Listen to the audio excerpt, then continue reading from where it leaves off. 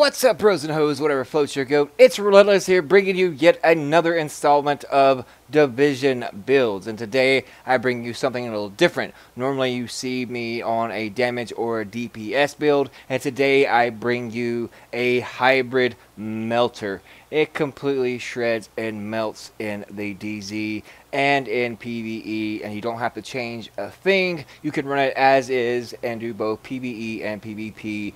And the same thing, you can just switch back and forth. No need to change out mods, gear pieces, weapons, anything along that lines. But before we get into the build, be sure to check out the links in the description below. Click on the Gleam link for the awesome giveaway of the PS4 Pro or the Xbox X. Also, click on the link for Revolution Gaming's Facebook community, awesome gaming community, non-toxic, most positive community out there, and everyone is willing to lend a helping hand to help out everyone, no matter what the game may be. Not just division-based like some of those, and not all that toxicity like on the majority of those community gaming websites out there, but absolutely the best. And we are growing.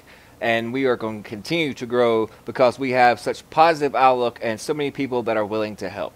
So be sure to ground and pound that like and subscribe button and check out those links in the description below. And let's hop right into it.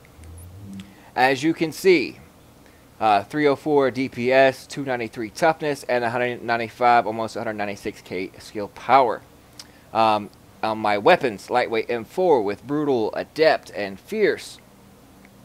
Magazine size, crit hit chance, rate of fire, crit hit chance, headshot damage, and accuracy on my optics. On my muzzle, crit hit damage, stability, and crit hit chance. Underbarrel, crit hit damage, optimal range, and stability. Moving on to my Navy MP5. Deadly, adept, and talented. And talented is what makes this versatile for both PvP and PvE, whether you're in the LZ, incursions, or in the DZ. And as you can see, magazine size, crit hit damage, crit hit chance, crit hit damage, crit hit chance, optimal range, and the small optics, and the small muzzle, crit hit damage, headshot damage, and crit hit chance, and the small underbarrel, crit hit damage, accuracy, and reload speed. Now, I'm pretty sure some of you have better mods out there, so these numbers will fluctuate depending on what you have. Now, moving on to the gear itself. We are utilizing the vigorous chest piece, 1982 base armor, good firearms armor, but I could easily switch out to the reckless if I want to induce even more damage than what I already am. But as you can see, it's skill haste and 16,456 in health with ammo capacity in the mod slots, 264 firearms with skill haste and 254 firearms with another skill haste. And you kind of get to where this is going. Also, the three tacticians. One being this mask at 1267 electronics with 9785 skill power and blind death resistance. I prefer that be like bleed resistance, shock resistance, flame resistance, something along that line. But it has a great armor roll and great stats, so this is what I'll be utilizing. As you can see, the two pieces skill haste and the set bonus is 10% skill power. Now, if I just wanted to go with the skill haste itself, I could easily swap this out and go with a tenacious mask. As you can see here, it wouldn't drop my stats too much lower, but while popping a medkit in turn, I would actually gain 10% damage for 10 seconds when popping a medkit, so that way I am inflicting even more damage, and my survivability is through the roof. But as it currently stands right now, with the 10% skill power in my mod slots, I have 256 firearms and 3% skill haste. Now moving on to the knee pads, 1221 electronics, which is, I might end up switching this out just for a better build, but this is, if I wanted to go more DPS, then I can just switch out the knee pads and just use a two-piece tack for the skill haste itself instead of the 10% K skill power boost. But this is more or less a hybrid build, so therefore I went with electronics on two pieces and then firearms on all the rest. But it's easily conceivable if I wanted to hop over and be more of a DPS damage player, then I could just swap out these knee pads and I would be good to go. But as on these knee pads, health, shock resistance, bleed resistance, increased kill XP, which it doesn't really matter.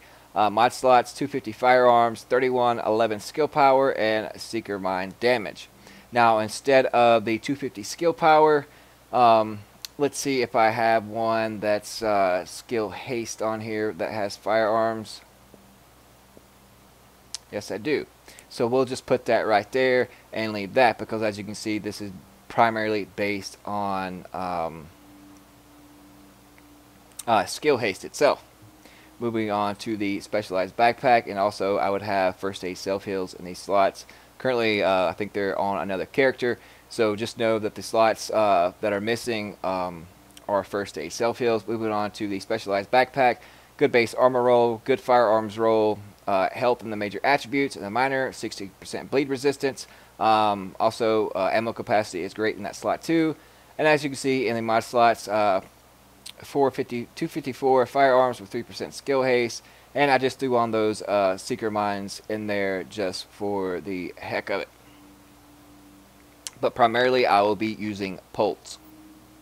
Moving on to the gloves, Savage gloves, 1256 in firearms, 960 in armor, SMG damage, crit hit damage, and crit hit chance.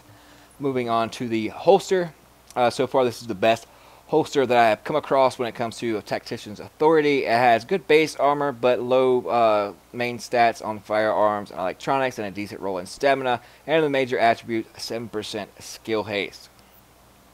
Now going on to my character sheet, as you can see, I only have 35.5% crit hit chance with 112% crit hit damage.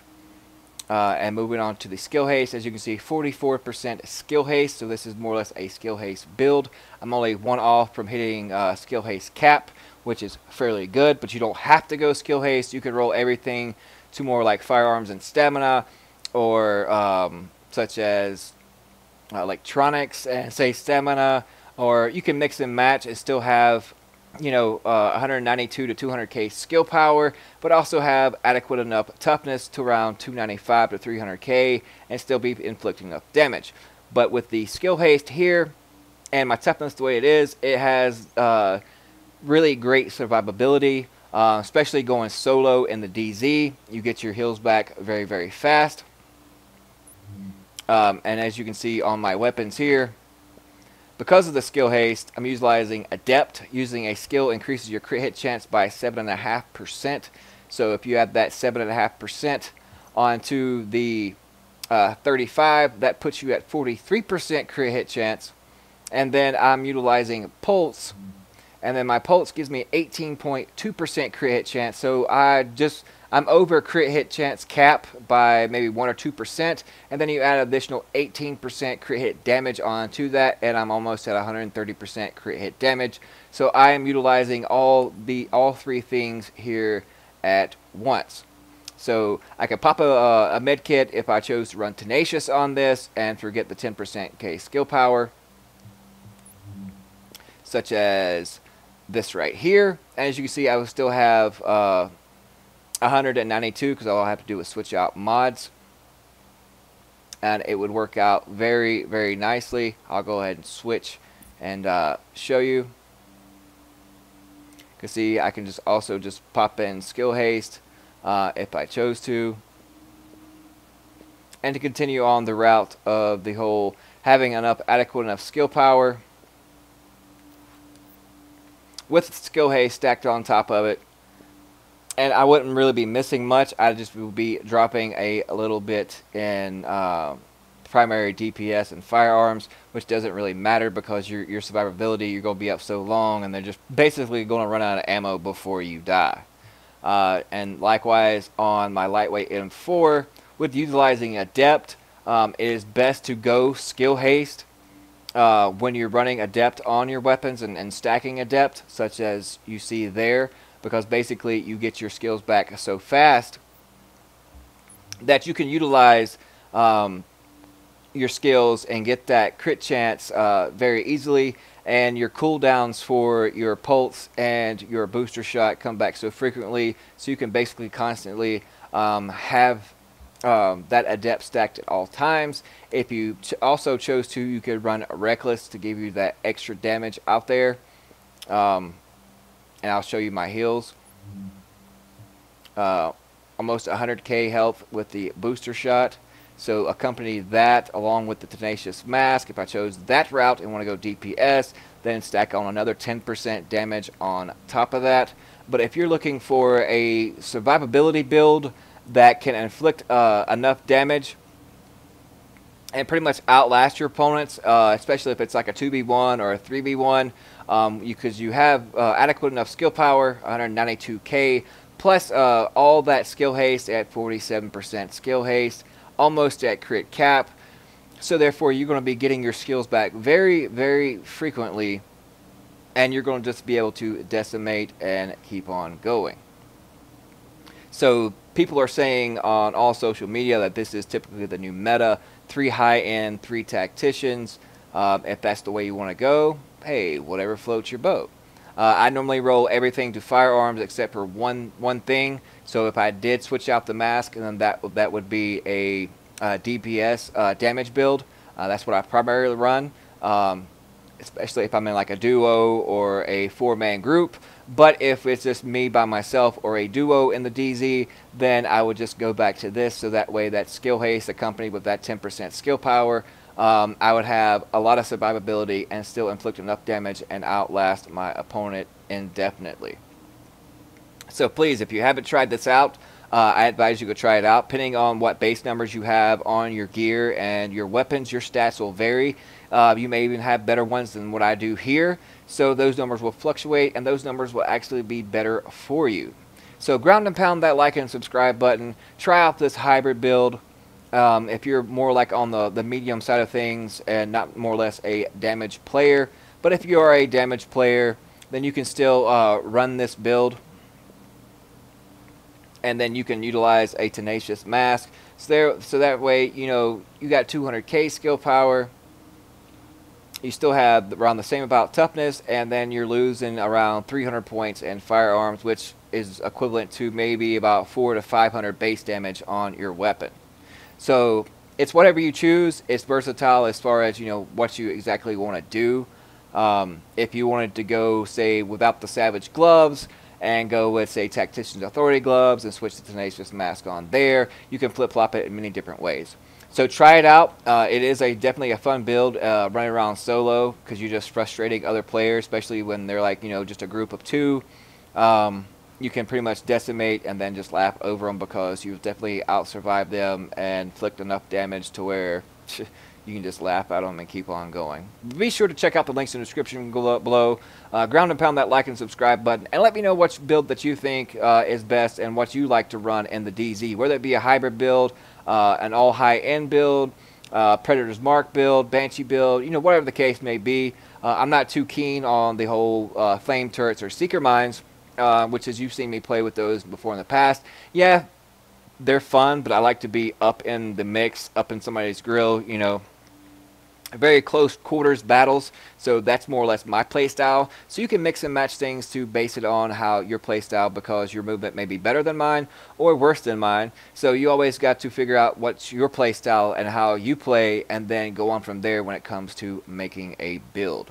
But if you want a hybrid build, then just roll 3 things to firearms, 2 electronics, and basically you have yourself a hybrid build. If you want a DPS damage build, then you want 4 things rolled to firearms and 1 to electronics.